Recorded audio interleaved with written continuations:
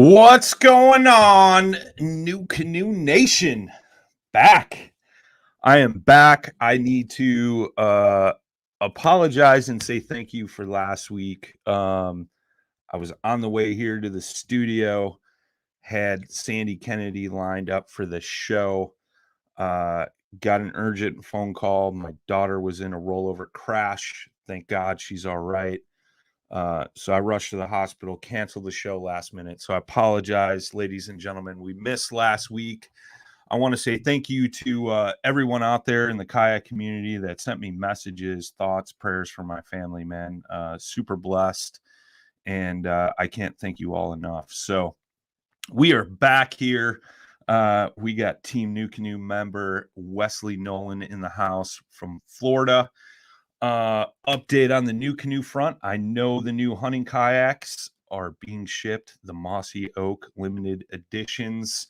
If that's something you're interested in, reach out to your local dealers, get one on order, put a deposit down, whatever you need to do.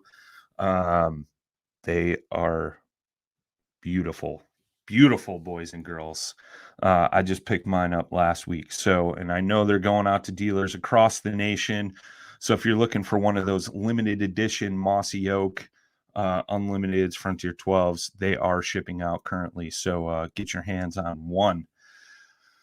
Let's get the man of the hour in here, Mr. Wesley Nowlen. What's up, my brother? How's it going, Brian? How are you? Good, man. Welcome to the show. Thanks for jumping on. I know I tried to get you on that week that I epically failed to schedule a guest. It didn't work out, and it worked out for this week. I did mention last week, we missed out on Sandy Kennedy. We are rescheduling that show, so she will be on the show. She will be our first female guest. I'm excited about that, so it should be interesting. But we got Buzz Byerline in the house. What's up, brother? What's up, Buzz? But let's get a little background on you, man. Like where you're from, and how you got into kayak fishing, man. Well, I'm born and raised right here in Northeast Florida, just outside of Jacksonville, a little small town in McClenny. I've been just same story as everybody else, but fishing off and on most of my life with my dad and brothers and family. Mainly, freshwater, pond hopping for bass, and, little brim specks and stuff. Here recently, probably I want to say 2014, maybe 2015 is when I started getting into kayak fishing and actually started hitting the saltwater. And it didn't take that first trip, just catching the different species, and there's so many different species. You just never know what you're going to catch out there in the salt, and hitting up the saltwater flats and the creeks. It's just, we have a unlimited amount of fishery around here, being saltwater, freshwater. You just take your pick, whichever direction you want to go. And, I'm within an hour of hitting anything. I hadn't been in kayak fishing very long, but, I knew that first trip, catching that first fish, that's what I enjoyed. And, we also do a lot of family trips where we'll go into the springs and just hit river floats. I take my girls and my wife, and we just enjoy the day, and you can't hardly beat that. So no, man, that's what it's all about, man. That's what it's all about. Yeah. So when you're fishing the salt, man, and all right, I being honest here, everybody knows from the show I did with Everett on offshore fishing out of a kayak, like I know nothing about saltwater fishing. I know there's redfish and speckled trout and all these different species, but I've never targeted them, and it's always fascinating to me. And I know when we had Everett on, like he was talking about watching tidal swings and things like that, and if you've never done it on your own, like you should probably go out with somebody that has, and this and that. So like, what was that learning curve for you? I know you mentioned like fishing flats and creeks and stuff, but you're still messing with that tidal experience, correct? Yes. Over here on the East Coast, we have a major, pretty good tidal swing whereas our water levels drop anywhere from 4 to 5 feet. That's crazy. Yeah. So I mean, you could be fishing one area at high tide where you're in 3 and 4 foot of water, and then if you're not careful, by the time that low tide swings that water out, you're sitting in the mud and you're stuck. Yeah. And you could be stuck there for about 6 hours. That's crazy. So it's definitely a learning curve of you got to do some research and know where you're going. Like I said, watch the weather, watch the tides, because the fish move in with the water. So Sure. 1 minute they're there, 1 minute they're not. When the water goes down like 5 feet like that, and you're like a mile offshore, like, are you now on bottom? Like, or it depends kind of where you're fishing, right? Yeah. So you don't really worry about the tidal swing too much when you're offshore. It's more or less when you're inshore. So you're back up in the creeks and stuff. It's it's kind of like river fishing, but the water movement will be going one direction 1 minute, and then it'll turn around and go the other direction, start heading out a couple hours later. But yeah, offshore, I don't do too much offshore fishing. Okay. So the tidal swings, I wouldn't say play that much. I'm sure they do play a factor out there as well, but you're not gonna be beached or stranded out there as much as you would if you're inshore. Yeah, it's crazy, man. Like, Yeah, creeks raging one way 1 second, and the next second it's sucking you back out into the big ocean. That's crazy, man. It's even worse when the current's going one way and the wind's blowing you the opposite direction. Yeah. You could be sitting there spinning circles. I mean, that could make for an interesting day, I guess, right? Yeah. That's where that Motor Guide XI3 comes in handy. Nice. So what boats are you running? I know I crept up on your Facebook and your Instagram and stuff like that. So I'll let you tell the good people what you're floating out of. So I've had them all. I've currently I'm in my Pursuit, a 2019 Pursuit, which is my custom color of the Tundra back in the day. Seems to be pretty popular now. So yeah, that was good. And I'm also running the Frontier 10 with a pivot drive, and that's kind of I guess I could consider that my tournament boat, because a lot of the tournaments that we do around here are mainly for like a little small fundraisers, local fundraiser tournaments, and we don't allow motors in our tournaments. So any advantage I can get with a pedal drive, I'll use that one. But and I also use it for my backup if I'm taking someone with me, or someone wants to demo a pedal drive or something like that. And here lately, you've probably seen one of my recent pictures was one of my daughters. She's 9, and she's been going out with me quite a few times. And she's starting to claim that boat is hers. So I like it. I tell her, I said, I wish my first kayak was a pedal drive, especially a pivot drive. Yeah, spoiling her right off the bat, man. That's right. Might as well. She's picked it up real well, so she does pretty good on it. That's cool. Man. So what do you like about that Frontier 10, man? I mean, it's crazy. Like up here in the Midwest, you don't see a lot of guys with them. Most guys are going Frontier 12. Then again, guys are fishing big lakes and stuff like that. So I'm always curious to hear like what it is about that F10 that you really like. Well, for me, that F10 is so underrated. People overlook it all the time because of the F12 and now the Unlimited. But I mean, that boat has such a payload on it. I'm 6'2", 260 pounds, and I'm very comfortable on that thing. I have enough room, even with the pivot drive on it. Yeah. I mean, you just don't realize that boat sits, on top of the water. It's got that 500-pound capacity, and I bet you could put a little bit more than that in it. I've had it loaded down myself, and I don't even feel it. It's a weird feeling. It doesn't feel like a 10-foot kayak. I can just say that. Yeah. Mostly because of the width, right? Right. I mean, it's 39 inches wide, so there's plenty of room. It's easy for me to stand up. I treat it just like my Pursuit or like an F12 like I had. So I wanted it. I hadn't had it yet, so I went ahead and got it. And like you said, it's not a very popular model around here either. I don't think I've ever seen anybody with it.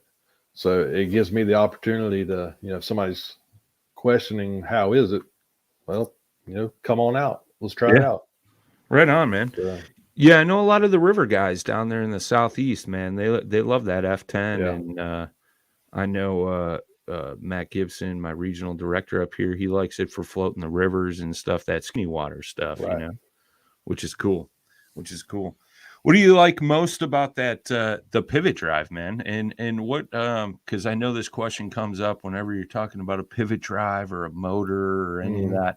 Like what kind of speeds are you getting out of that on the F10? Well, you're not getting much speed out of it, but you do, because of being a 10-foot boat and being so wide. It's pretty sluggish, but it does keep up pretty well. I mean, I usually maintain anywhere from, I'd say, 2 to 4 mile an hour. Okay. At a steady pace, and it's not bad. I mean,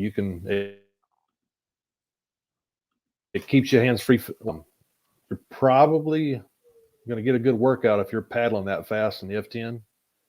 And one of the big advantages is when you're pedaling that F10, your tracking is on point. You're not swaying back and forth as you paddle.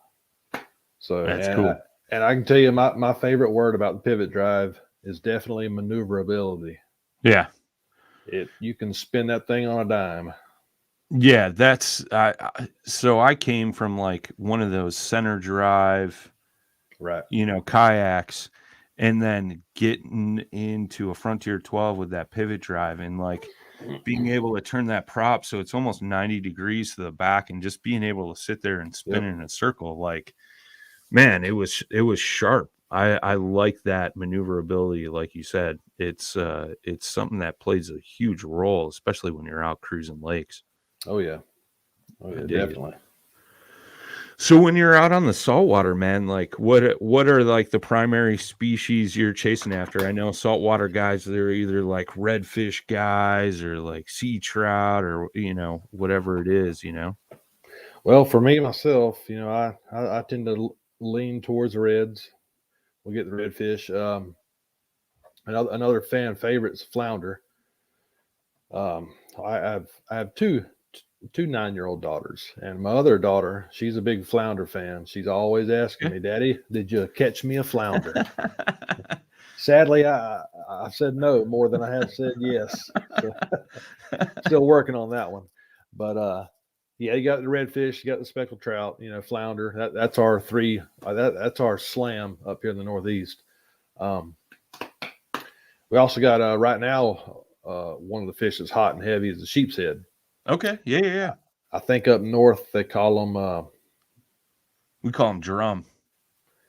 Well, freshwater. Yeah, I can't. Is it tato or I can't remember. It's another word I'm not familiar with. But yeah, the sheep's head are pretty popular right now with the cold front and start swinging in. They start heading offshore to spawn and making little sheep's heads. So we got guys out there, especially for kayaks. It's real easy for us to go find a bridge or a dock piling or something, and just tie up on and just start vertical jigging right there with some fiddler crabs or some mussels or any kind of bait, really. And they're a lot of fun to catch. It's a small fish. They got like human teeth. Yeah. They fight hard. I've heard that, man. I've heard that catching them is a blast. Yeah, I know. They call them convicts for a reason. It takes some patience. It's a learning curve of how to get that hook set.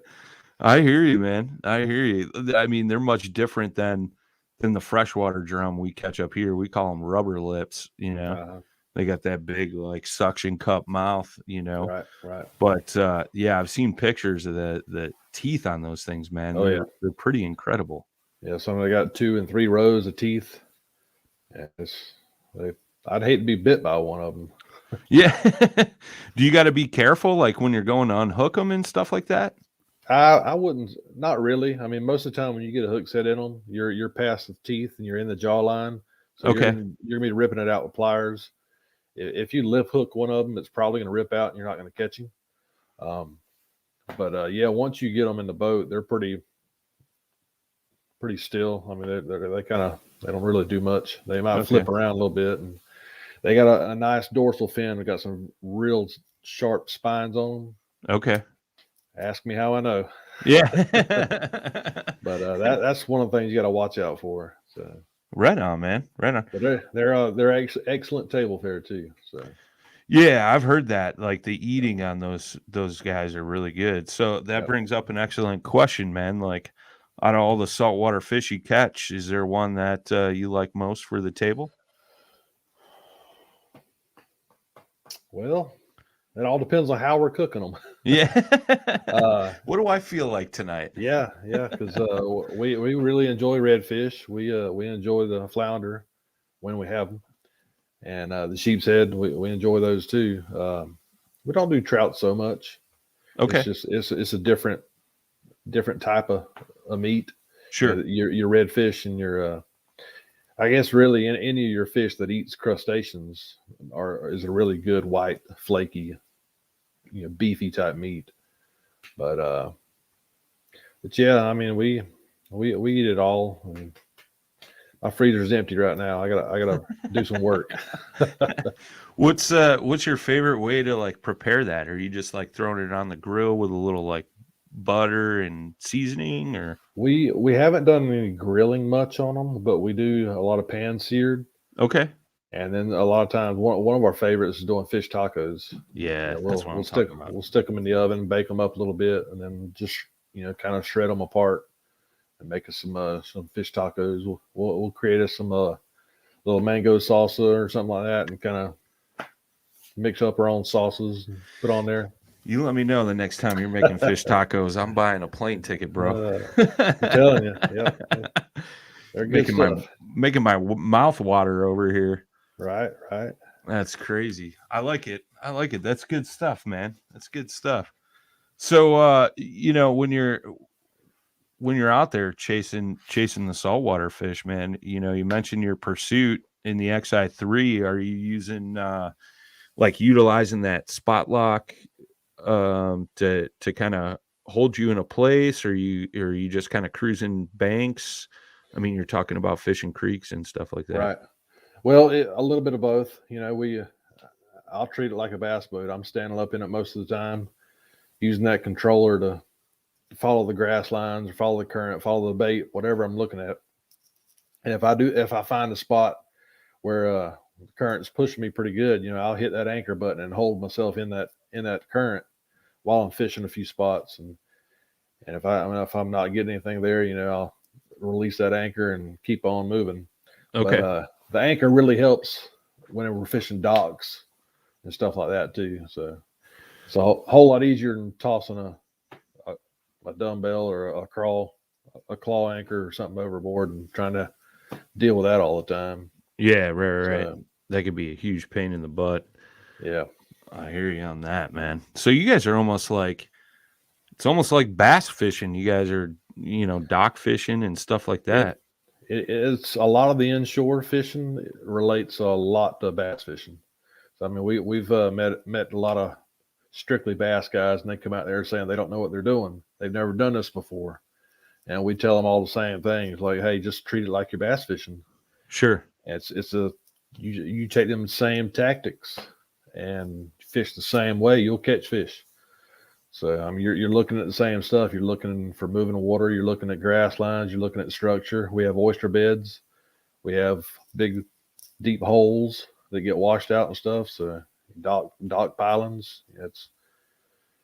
It's all relative, the same, somewhat, just different fish. Yeah.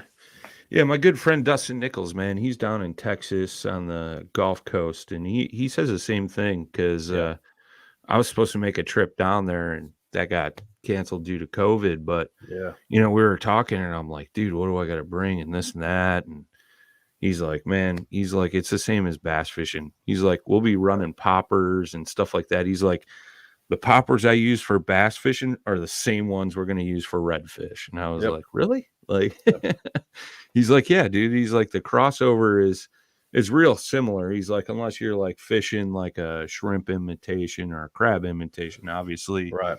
Not necessarily doing that bass fishing, but It's pretty much all the same.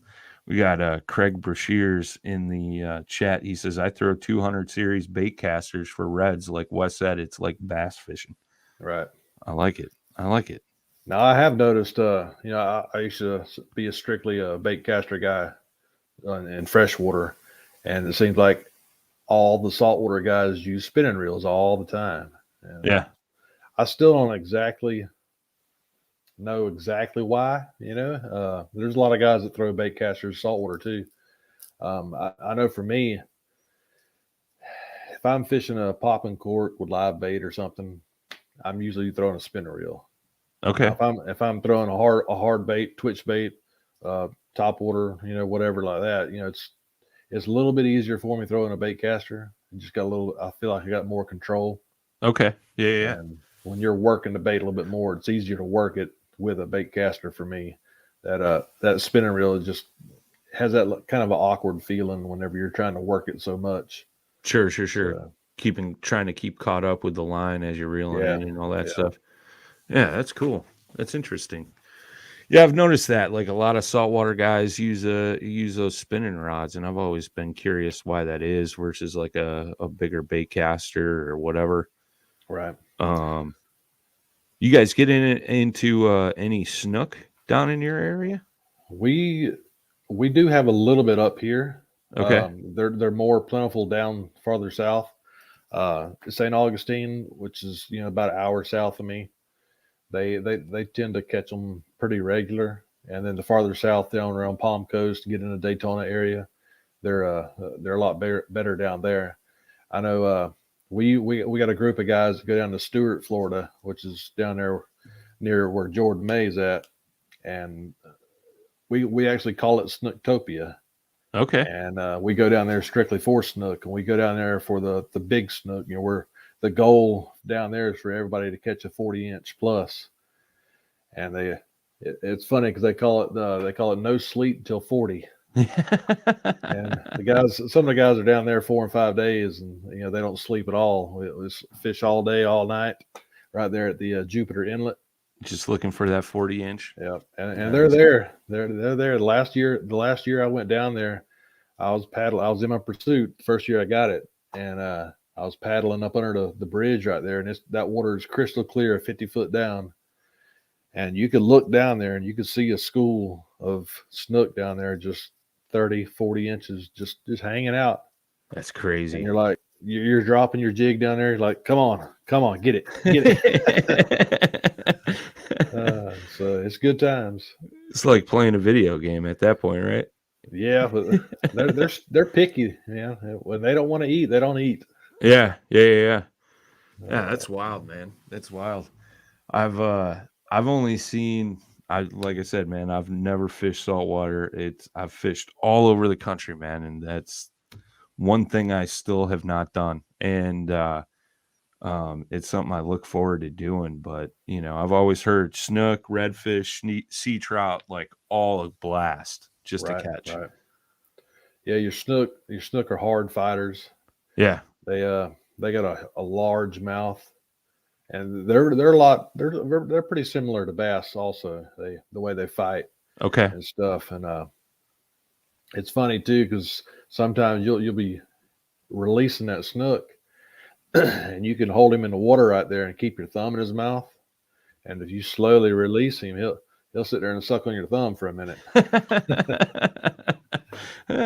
I've had a few largemouth do that. They'll just kind of sit there, and then all of a sudden they realize, oh, I'm free to go, and right, splash, and off they go.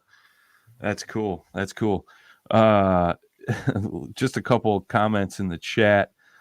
Curtis Miller says, I prefer spinners for my inshore because I use a finesse style versus burning buzz baits through the water. Craig Brashear said most can't throw bait casters. And then Craig Brashears also said he had a guy catch a bull red measuring 47.5 up in Virginia Beach. Yep, that's a beast. Yep. That's a beast. We have several spots around Jack's area that they catch bulls almost year round, and it's just one of the things where for me, Yeah, I'd like to go out there and catch one, and I will one day. I Sure. always, with my limited time, I always find myself when I go out fishing, I'm like, it's more for food than it is trophies. Sure. So I'm looking for that slot red. If it's over 27, I'm happy for a moment, but I'd really like him to be under 27. Yeah, yeah. So That's crazy. We got Mike Archer tuning in on the old YouTubes. He says, any tarpon fishing? yes, that's another one we have out here. They're actually they're probably tapering down right now. I've heard some reports of people still catching them here and there, but we've got some massive tarpon that like to roll in this river, Nice. and we got let's see, I want to say 2 or 3 inlets locally here that we. I mean, you're talking the 100-pound plus. That's crazy. They'll just roll under them bridges when the mullet run comes through. They tear them up out there, and we've got some local guys here that they like to go night fishing out there chasing them. They'll chase them on a fly rod, and it's something else to see that that 80, 90-pound, 100-pound tarpon jumping up out of the water, and here's the guy that's got him hooked on this little fly rod.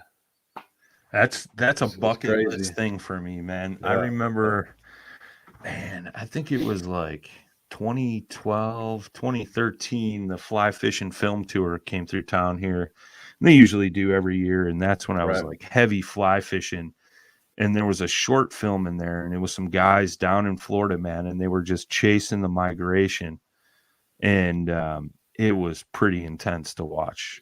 It's crazy. Ever since then. I've had one roll up on me and probably 10, 20 foot off the yak and just come rolling up out of the water. And it kind of startles you for a minute there. You're like, what was that, a shark? Yeah, right. When you actually see it, you see them big scales. Sure. That fin. And it's like, I'm kind of far up in the creek at this time, and I see that, I'm like, that's a tarpon. Yeah. Like, I don't have anything to fish after a tarpon with me. Like, So, that's cool, man. So Craig Brashear said saltwater bucket list fish for him is snook for sure. So like, what's your bucket list fish that you'd like to catch, man? Oh, saltwater or freshwater? I've always said, because a bucket list item is one of those things you don't really go after all the time. So sure. For me, I want some mahi. Okay. And I want a tuna. All right. Which those aren't unreasonable. I can go after them, but it's one of them. I got to plan that trip and go. Sure. That tuna, or that was an amberjack that Everett caught. I can't remember now, but I think he's caught both. He's caught both. Yeah, but that one he got this past year, that was yeah. I wish I was there with him. Like I said to him, I remember he was talking about catching that fish, and he's like, "Man, I thought my arms were gonna fall off." Yeah. And I'm like, dude, like that thing's got to take you on a sleigh ride. Like at that point, you're just holding on for dear life, so the fish doesn't pull you out of the kayak. well, those are a lot of bottom catching too. So sure, when you're dropping down 150, 200 foot, and you're trying to pull that 60, 80-pound fish up off the bottom, and he just keeps diving back down. So, you'll find out how in shape you are real quick. It sounds like. Oh yeah. I've seen guys catch one early in the morning, and they're like, "Hey, I'm done." Yeah. I know the rest of you hadn't caught nothing, but I'm done. I'm going back to the beach. Yeah, I'm going to clean my fish and take a little afternoon siesta, Right. That's cool, man. I love it. Well, we're winding down here, man, real quick. I'll let you take the floor. Any final thoughts? Where can folks follow you, get in touch with you? What's your local dealer? All that good stuff, man. So, yeah, you can find me right here on Facebook. I'm on Instagram also under Wesley Nowlen. I do have a YouTube account, but it's not really anything other than my library of a few fishing videos. Sure. my local dealer here is up in St. Augustine, St. Augustine Paddle Sports. The guy's name is David Hernandez, real great guy. He's doesn't have any inventory right now. A lot of people are lacking, but he's got a shipment coming in real soon, December, I think he said. We also have a river dealer on the Santa Fe River, which is another more inshore freshwater type area. That is Rum 138. Okay. And they're a pretty unique dealer because they have live music shows every weekend, and it's more of like a little party spot down there on the river. So nice, pretty interesting down there. But yeah, man, that's pretty much it. So cool, right on. Anybody that's ever interested in doing some inshore fishing or something, and you're in Northeast Florida, you want to plan a trip, hit me up. I'll be more than happy to make some accommodations, and we can go catch some reds. Very cool, man. Yeah, I just dropped the link for St. Augustine Paddle Sports down in the chat, both on Facebook and YouTube. So if you guys want to check them out, look like they carried a bunch of bait and tackle and kayaks and all that kind of stuff, right? Yep, he's the best bait shop in town in St. Augustine down there. We very reliable, and we call them Hulk minnows because his little mud minnows down there, they're not really a minnow. They're almost a full size mullet. So that's very cool. He's got some good stuff. Yeah, we say the same thing about the guy at our bait shop, just because the minnows last so long during ice fishing season. Right, I know you Floridians don't know anything about ice fishing, but nope. Them little minnows, man, they'll go for forever. Yeah. But everybody, thank you for tuning in tonight. If you missed the show, got in late, you could always go back, rewatch on Facebook, YouTube, and then also if you prefer listening, gets uploaded to all the major podcast platforms. Just search New Canoes Unlimited. All the shows go up there. I know I see Buzz in the chat. We had a show with him.